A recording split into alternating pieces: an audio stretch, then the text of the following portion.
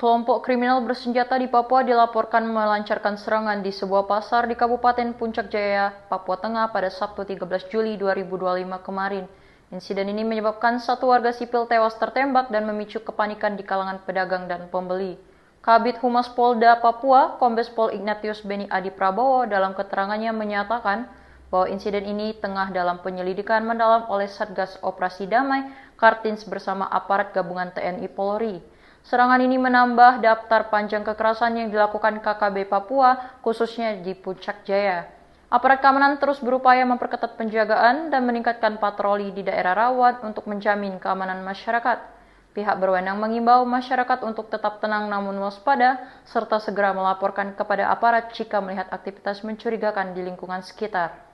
Pos KKB tak berkutik, kabur pun tak sanggup. Sebuah operasi senyap, tapi mematikan, dilancarkan pasukan gabungan TNI dan Polri terhadap markas kelompok kriminal bersenjata, KKB, Organisasi Papua Merdeka, OPM.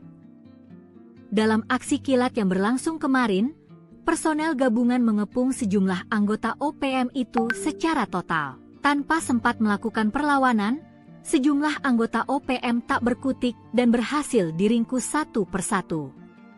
Operasi ini berlangsung di jantung pergerakan OPM di Kabupaten Yahukimo, wilayah Papua Pegunungan. Menurut laporan Tribun Papua Tengah, tim gabungan menyasar 2 titik lokasi vital yang selama ini dijadikan tempat persembunyian OPM, yakni di Jalan Seradala KM2 dan kawasan Kalibiru, Distrik Dekai. Kedua lokasi itu diketahui sebagai markas persinggahan Batalion Iden Sawi, kelompok tempur di bawah Komando Kodap 16 Yahukimo OPM.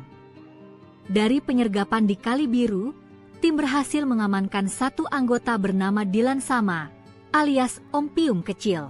Dalam pemeriksaan awal, ia mengakui keterlibatannya dalam aksi penyerangan terhadap tenaga kesehatan dan seorang guru bernama Rosalina Sogen di Distrik Anggruk pada 21 Maret 2025 lalu. Tak berhenti di situ. Tim gabungan kembali bergerak ke titik berikutnya dan menangkap 6 anggota lain berinisial VK, NS, YS, Versus, FAS, dan VP. Sejumlah barang bukti juga disita dalam operasi ini.